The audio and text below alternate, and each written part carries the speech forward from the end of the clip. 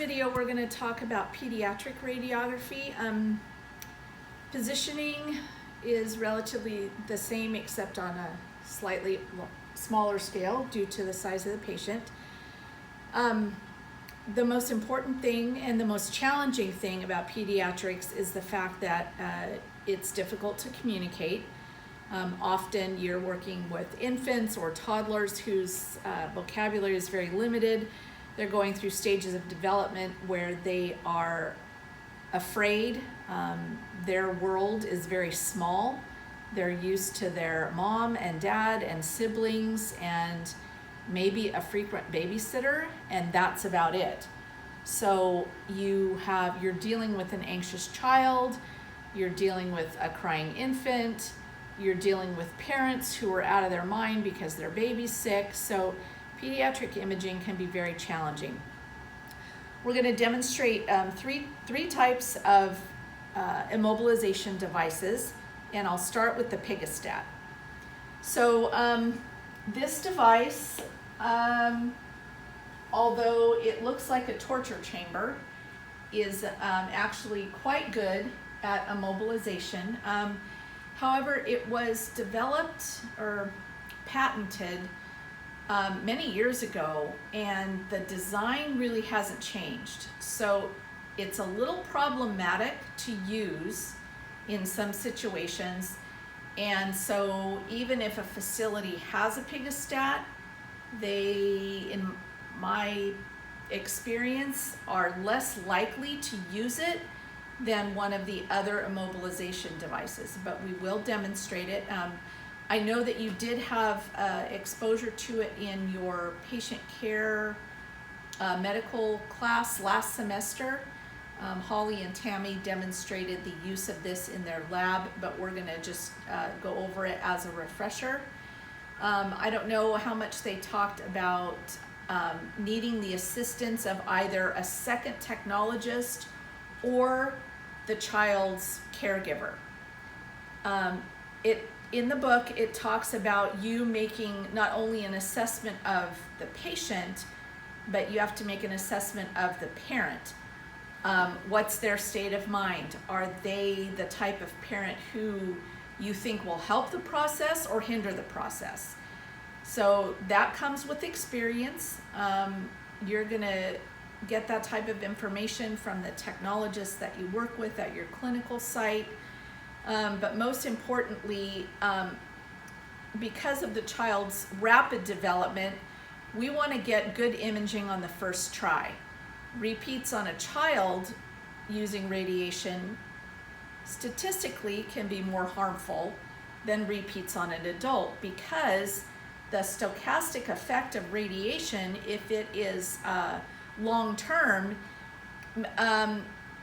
in 30 years, if you did, if you had to do a repeat on a 50-year-old, 30 years later, they might be either deceased or dying of some other cause. But on an infant, stochastic effect presenting itself 30 years later means that they've got some type of radiation-induced cancer in their 30s.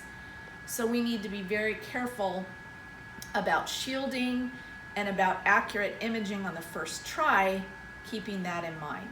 So we have little baby here. Most children come in layers of clothes, and they have snaps. So that is not good for radiographic imaging, because even if they're plastic snaps, they're still going to show up. Children's clothing also tends to have a lot of graphics on it, whether they're sewn on patches or ironed on graphics. Those will definitely make artifacts on your images. And so infants must be taken down to their diaper. We also want to keep in mind that we're going to keep them warm. And so usually what I will do is most parents typically come with a blanket or some type of thing with them. If they don't have one, then what I will do is get a sheet or a towel and I'll undress the baby and then wrap them in the sheet or the towel and have the parent hold the baby until I'm ready to image so that they stay warm. So I'm going to undress the baby. Baby's undressed, we're ready to put them in the Pediatric. I've chosen to leave their head covering and socks on just to help with maintaining body heat. I'm also keeping the diaper on because we're going to be doing a chest and an abdomen, and the diaper shouldn't be in the way. But when we get to the point where maybe we have to x-ray their pelvis or hips, then a diaper makes a huge artifact, and then it has to come off as well. So this is going to be a PA chest x-ray. This is why you need a second person to assist. And if you look at the Pediatric, it's got like a little bicycle seat here. It's adjusted high or low depending on what you're doing. I have it at a rather high position now because I'm doing an infant, and I want to be sure that it is high enough. So we're going to get their legs into the Pediatric and chin up, arms overhead, and this is where either the parent or another technologist can assist you, because these have to clamp on to the baby on either side while keeping them immobilized, and it is quite tricky when you're doing it by yourself. So I'm gonna clamp the baby in here. I'm gonna get the strap on. Okay, and then lock the base in. And then this Pediatric actually has a second backup Velcro strap, so I'm going to go ahead and do that too. That just assures that the baby's not going to go anywhere. Whoops.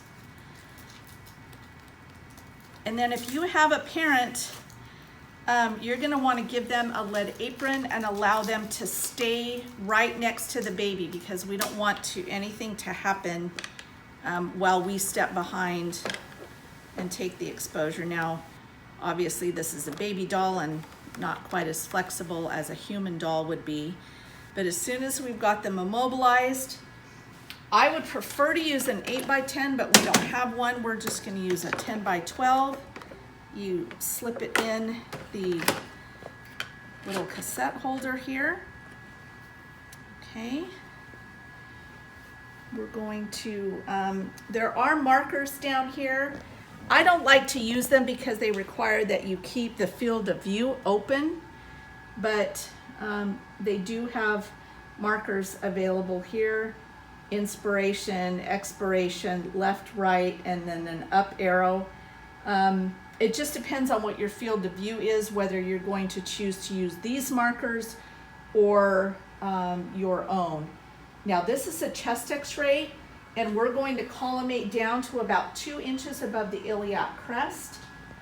And so this may end up being in the field. I talked about having the parent hold the child while I was setting up everything. I would definitely not be doing all of this while the patient was restrained in the Pediatric. I would have had everything set up prior to this. We're going to collimate down to about where the level of the mastoid tip would be, and then 2 inches above the crest. So now I'm adjusting my field of view again so that I've just got their chest in field of view. I would place either a left marker here or a right marker here. And then with children, especially babies, you can imagine that they're upset and probably crying by now. So as a baby cries, they typically will make a long noise and then take a deep breath. And so you capture on inspiration when they're between cries. Okay, once I've taken this, I would exchange out my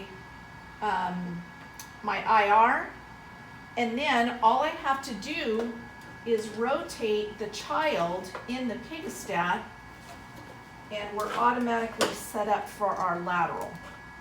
So that is a good design of this immobilization device. So we turn them into our lateral position. Again, we collimate, and if it did not interfere, I would also put maybe a small shield up here. A thyroid shield would work quite well because it is small, and you can kind of just drape it around the top here to keep the gonads protected. So that is our upright PA and lateral chest x-ray. You can also do an upright abdomen in the pigostat. I would put them in the AP position for that. And now we can get our upright abdomen. We know that diaphragm is important in this particular view and not so much the lower abdomen, so that's how you would get an upright abdomen using the pigostat. Now we have slightly older infant. She's maybe closer to 8 to 10 months. This is a demonstration. It's called the infant tainer. We call it a brat board, not to be mean, but that's just what it got called. But it is also very easy to use and a great immobilization device. Normally there would be more straps of Velcro that you could utilize in different positions. I've just chosen to have one around the hands and one around the feet, and it pretty much keeps her immobilized. Again, you want a second person, either a parent or a technologist, to stay with the baby at all times. Even when you go back to take the exposure, you're not going to want to leave the baby alone, because if they were to somehow wiggle loose from the restraint, they could fall off the table. So the infant tainer has 2 slots, one that can be slid directly under the patient, and we can either do a chest or an abdomen. I'm going to take this up to max SID because we are doing a chest, and I want it to be as far up as we can get it, roughly centering to the nipple line. Okay, I would place a lead shield over the pelvis, and you notice that I've put down a pillowcase. This is really just to put kind of a barrier between the child and the device so that it's not cold. Prior to laying the sheet down, I wiped down the entire device with the parent watching, so that they were confident that their child was being placed on a sanitary surface.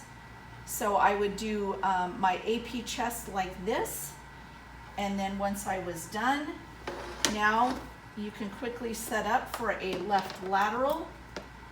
If possible, if the straps would allow me, I would slide the child closer to try to reduce the oid here, and then go ahead and set up for the cross table lateral.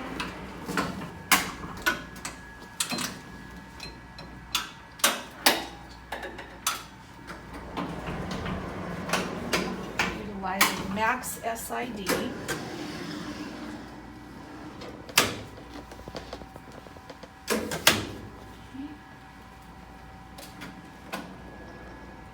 We can either do a cross table chest like this, or we could do a cross table abdomen.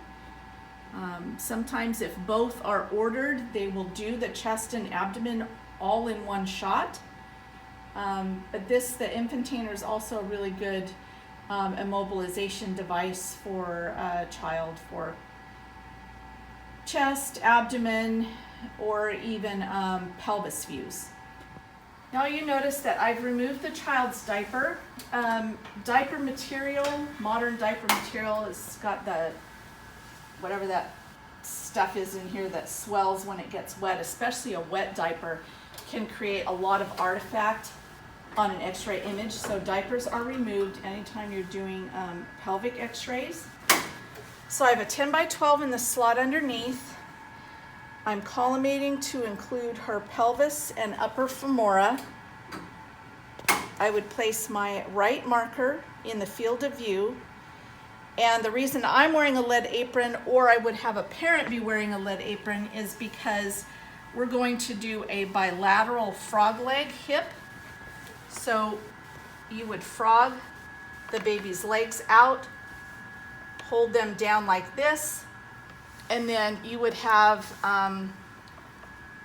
if the parent was in the lead apron, they would hold the baby, and I would go back and take the exposure, or if the parent was in the hallway, I would have a second coworker here to assist.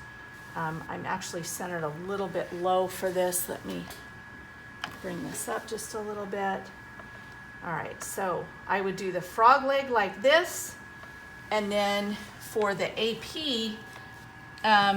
you would hold the child at the knees and internally rotate their legs to put greater trochanters in profile, making sure that there was equal rotation on both sides, and then you physically would have to do this.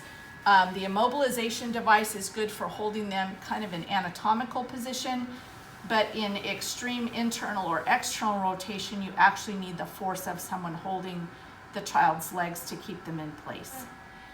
Another type of immobilization device is called a papoose board. It comes with several different sections of Velcroed panels, and it really allows you to immobilize certain parts of the body while leaving other parts of the body exposed. So what I'm going to do is immobilize her for a soft tissue lateral neck. All right, so this holds her arms down. This has got her head immobilized. I have her elevated on a sponge so that her chin drops back a little bit and allows us to see her neck a little bit better. So, and then if I had, if she's really fighting and I had to hold down her legs, I could bring over the other panel. And then it's such a lightweight device that you can actually slide it into place when you're done. So we're gonna set up for a soft tissue lateral neck. Another option to the Velcro straps is to have, give the parent leaded gloves and have them hold the top of the baby's head above the ear. So that's also an option. In this particular case, that's probably what I would do because this particular strap is too long for her. So I would have a parent or another technologist with a lead apron on and leaded gloves hold the baby's head still, making sure the chin was extended, the arms are down out of the way. And then I would center to do a soft tissue lateral neck, placing my left marker in the field of view here. Let's get it centered a little bit better. Okay, shoulders are down and expose. Just to show you the versatility of the papoose board, let's say I had to do this child's knee or lower leg. I can keep the injured leg out of the immobilization device and yet still securely immobilize the unaffected leg, and now this one is out so that I can access it. So if it was injured, obviously I'm not going to do any kind of rotation. You can see that she's externally rotated just a little bit. I would not change the position of the leg. What I would do is turn my tube so that I'm angled as much as her leg is, and then I can come in perpendicular to the leg. So turn this a little bit more. So you can see now that the face of the tube is parallel to the IR, and her leg is a little bit more rotated, so I'm actually coming in perpendicular to the leg and still slightly angled to the IR. But this is going to give me a good AP projection. Okay, so putting my right marker here. So it's a good demonstration of the versatility of this particular immobilization device.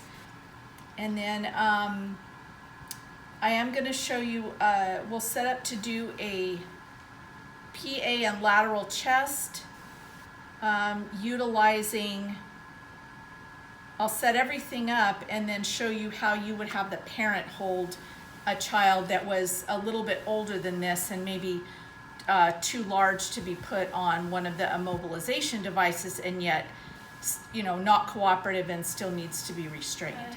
On a toddler who is too large to utilize the Pigastat or the Brat board, you can have a parent assist you. Normally in this case, it's just easier to do an AP.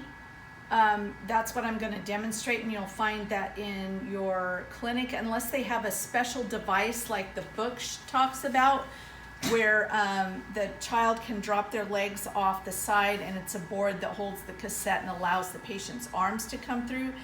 This is more than likely the type of setup that you have at your hospital. So in this instance, I'm going to play both the tech and parent role. So I would have the parent, I would get almost everything set up. I would have the parent just stand here with the child,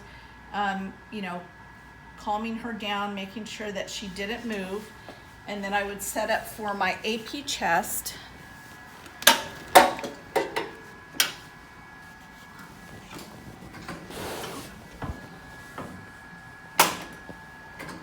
In this instance, I'm gonna have to come down a little bit further. I'll have to adjust. This is just how this X-ray tube is lined up. So in order to get 72 inches, I'm going to have to move her over just a little bit. This is still not going to work. Darn it. Okay.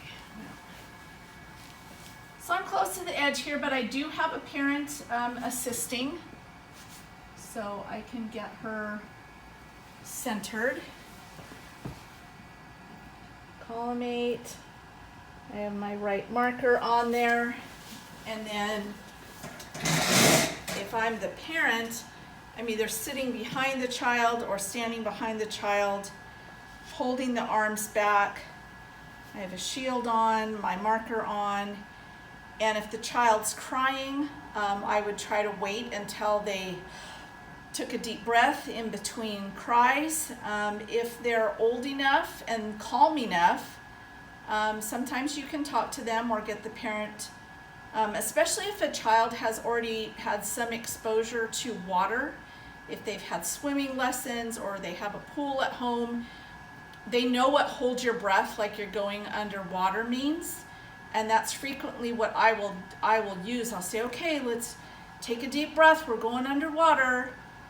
And they'll do that, and they won't hold it for very long, but you can be watching them and take the exposure at the deepest inspiration.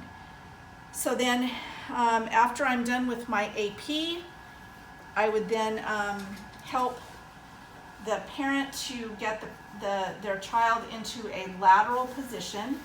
So we're just going to swing her around. I've got her sitting on a little sponge just to elevate her up a little bit. Sometimes that's not necessary. We're going to get her in a lateral position. We're going to bring her arms above her head. And this is a little awkward because she doesn't move like a real kid, but you get the idea.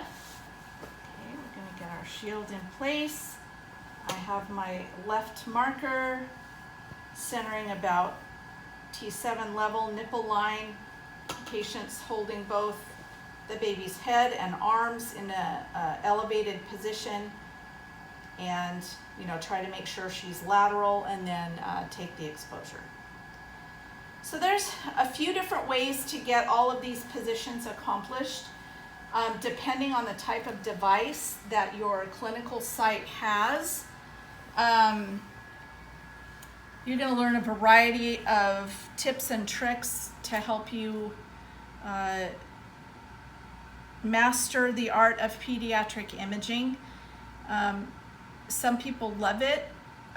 Some people, if a pediatric case comes up, they're looking to see who they can pass it off to. But it is a very necessary skill to have, especially, and you really have to consider all of especially the communication aspect of it, because you're not really communicating with a child this small as much as you are with parents who are distraught over whatever issue is they brought their child into the emergency room for.